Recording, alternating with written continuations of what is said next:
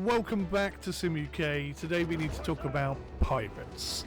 Because, honestly, why are there not more proper sailing and pirate simulations available? It feels like such an obvious setting for there to be one. Managing a ship through rough seas, reading the wind, surviving storms, hunting for treasure, building a crew, boarding enemy vessels, limping back to port after a fight that you probably started and instantly regretted. That should be simulation gold. And that is where Windrose comes in. Now, at first glance, Windrose, which is in early access still, looks exactly like the kind of game that many of us have been waiting for. You've got the big open seas, you've got various pirate ships, you've got complex survival systems, you've got naval combat, you've got very solid co-op, and you've got, I've got to say, in Windrose, an absolutely superb pirate atmosphere. They have really nailed that, both graphically, audibly, and just trying to bring out those rum-soaked mystical fantasies that you hear from that era. They've just done a superb job in putting all of that together.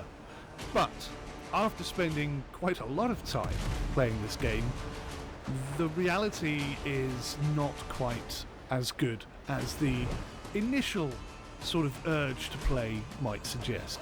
Because Windrose is not a simulator in any way, shape or form. It certainly isn't a proper sailing simulator, that doesn't exist. What it actually is, it's much closer to being like a pirate Valheim. It's a survival game, and it's very arcadey in its nature. And that's not necessarily a bad thing. I have proven before that a game doesn't have to be realistic necessarily in order to be good. I just feel like the realism element is like a cherry on top. It's like a bonus thing that can make the game even more rewarding. I don't think this game is ever going to head in that direction. And yet, even with that massive oversight, and I'm a big Sim fan, I love playing this game. It really is a lot of fun to play. It's so moorish, and on the hardest possible difficulty setting, it is a genuine challenge, trying to learn what each of the characters' sort of attack moves are and where their weaknesses are. Again, that's a very arcadey system, but it's been done superbly well in this game.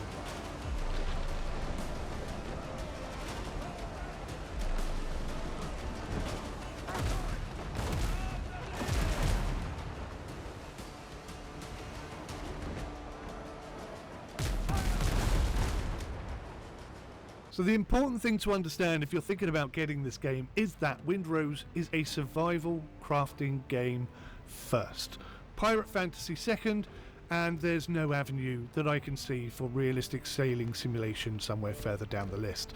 To be fair, that doesn't make it bad. In fact, some parts of Windrose genuinely surprised me in a good way. But if you're coming into this expecting deep sailing mechanics or realistic wind management, proper naval tactics, crew simulation, or something approaching a digital Age of Sail sandbox, then lower the anchor on those expectations, because this game doesn't even have anchors. They don't exist. There is no simulation element here at all. Right from the very beginning, it sets up its stall quite clearly.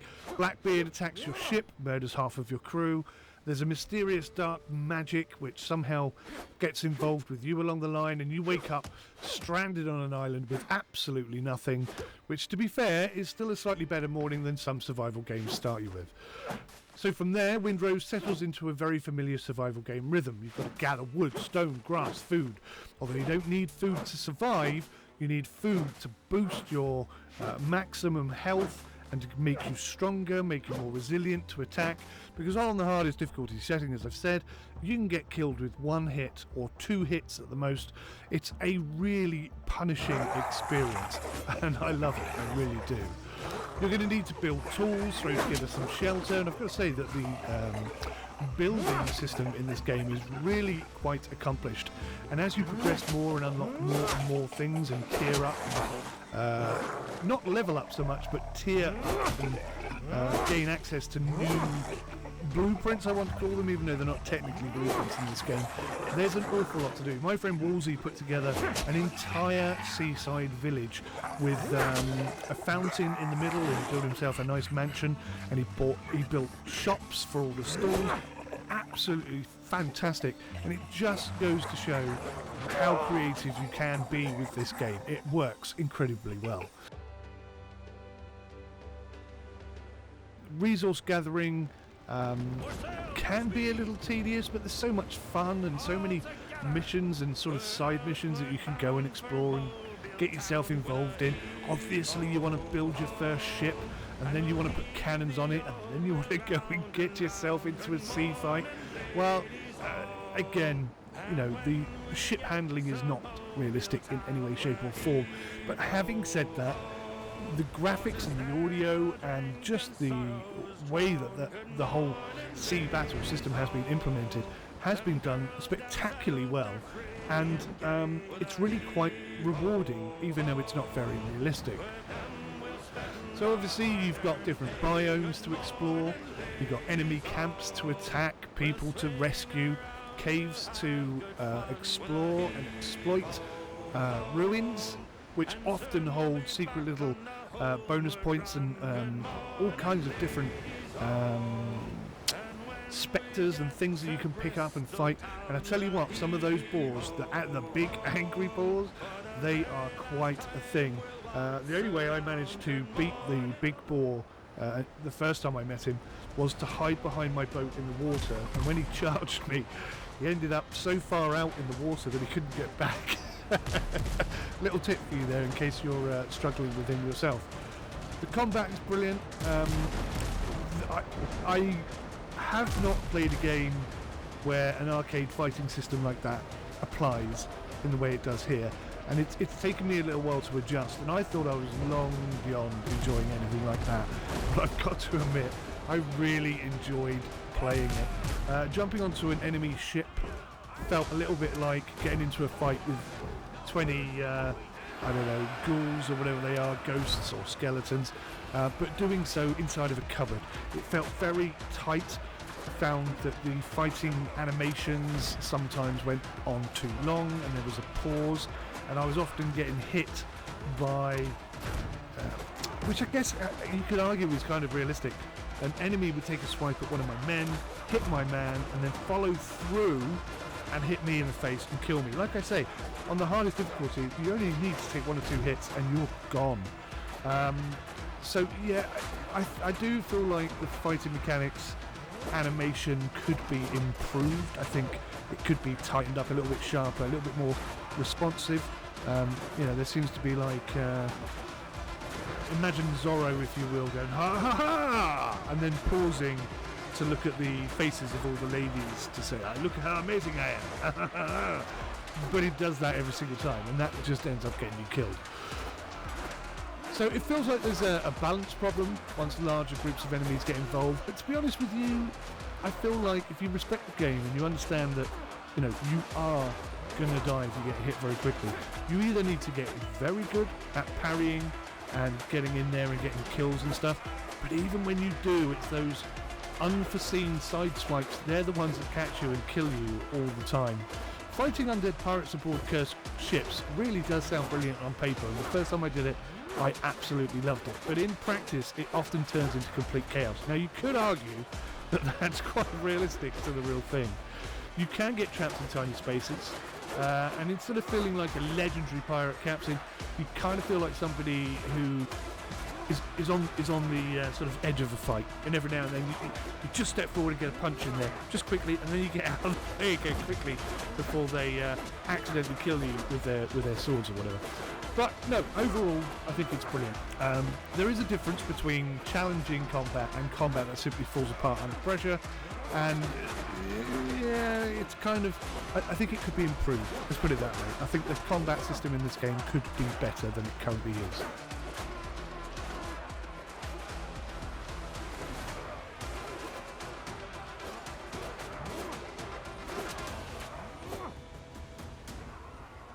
Now, if there was one change I could make, it would be the sailing. This is where things become slightly annoying, perhaps. Visually, Windrose absolutely understands the pirate fantasy world. The ships look gorgeous. The sea can look really quite genuinely dramatic. There are some large waves that make even bigger vessels feel small at times, and the storms also look really quite good. Sailing across open water whilst the sea shanties are echoing around you is always a warming, heartwarming experience. But mechanically, it's not sailing. It's kind of like driving. It's kind of like having a sailboat with an engine on it. You can just go anywhere and turn any direction you like, and nothing makes any difference at all. And the enemy ships are even worse. They seem to be able to pivot on a dime and accelerate and catch you up and all sorts of things. You can't outrun them, you can't outthink them. You know, it's very arcadey in that sense. So if there's one thing they could change, it would be to have a setting where you have simulated real-world sailing, where the wind direction and the sails and the winds and the waves and everything really made a difference. Furthermore, I think I'd like to see crew management expand. At the moment, as far as I can tell, they're just there. They fill in the gaps. They distract the enemy when you board the ship. And that's kind of it, really. They pretend to sail your ship for you, but because there's no sailing involved, it's all just kind of hearsay, really. Despite all of these flaws and fallbacks, the game is incredibly Moorish. The atmosphere, I think, is Windrose's greatest overall strength. The sound design, as I said, is absolutely excellent.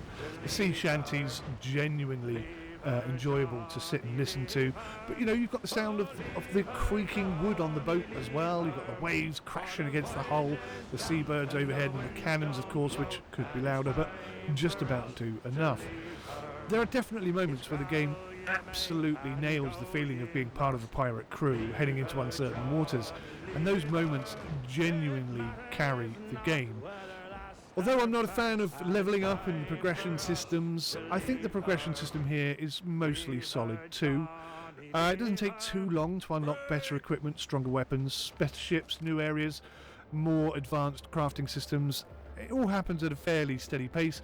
But what I like about the game is that it's not linear in nature. You don't have to keep progressing along the storyline, so to speak. There's lots of side missions that you can go and explore and do and just enjoy digging up buried treasure and fighting off the evil spectres that protect it.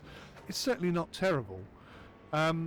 So the one thing I really want to give the developers genuine credit for is the fact that this actually feels like a game, a proper complete game. It's not a tech demo, it's not a fake road map, sorry.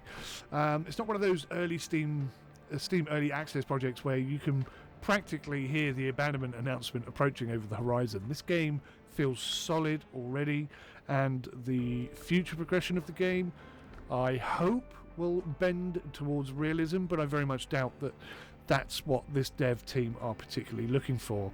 There's a surprising amount of content here, even though it is early access. There's multiple regions, loads of quest lines, loads of stories, loads of factions, loads of combat systems, ship progression, base building, co-op support. This game is perfect for co-op. On the hardest difficulty setting, having a team of friends willing to fight at that hardest difficulty setting is definitely beneficial. In places, yes, it feels unfinished, but it feels unfinished in the sense of needing refinement and expansion. Certainly the recommended specs for this game are extremely high, 32 gigabytes of RAM and an RTX 3060. So a bit of optimization could definitely be useful here. There's an awful lot to like here. The game is genuinely enjoyable and genuinely Moorish. I'll come onto the game intending to do one or two things, and 5 hours later I realise I haven't achieved anything that I set out to do. But at the same time, I'm not annoyed. I've enjoyed the experience. There's huge amounts of potential here in this game. It's a fantastic early access pirate game. As I say, the only thing that's really lacking in this game for me is perhaps the performance. It could be improved a little bit. And I'd like to see a lot more realism added to the game. I think genuinely people might enjoy that, having to actually sail, because it looks gorgeous, it sounds gorgeous, and it plays really well. And that's the only thing really, my only criticism of the game is I wish the ships were simulated in a way that I could get the most out of it. I mean, I totally understand if there was a setting for arcade mode and a setting for hardcore sim mode. I'd be absolutely on board with that. And yeah, I mean, even without those things, I score this game very highly. This is definitely Sim Shack recommended. It's a great game, especially with friends. And if you're thinking about getting it, even if you're a hardcore sim fan and you think, it's not really for me, it's too arcadey, it is arcadey, but it's one of the best arcadey games I think I've played in a very long time. Yeah, I've enjoyed doing things that I thought were long behind me. Going and attacking characters and working out what their attack moves are and where their weaknesses are. It's been fantastic. I've genuinely enjoyed the experience. And I think it's the graphics and the ambience and the audio and just the pacing of the game which has made that a possibility, even though it doesn't deliver anything like a realistic simulated experience. A really top quality game. I can't be more positive about an early access title game than I am about this one. And if it does ever add that realistic sailing element, I'll be giving it a few extra bonus points just to reward them for it. Thanks for watching. If you've enjoyed this review, please leave a like, subscribe, and let me know your thoughts on Windrose down below. And more importantly, what would your ideal pirate simulation actually look like if one were to suddenly appear on the horizon? Thanks for watching. Take care. Goodbye for now.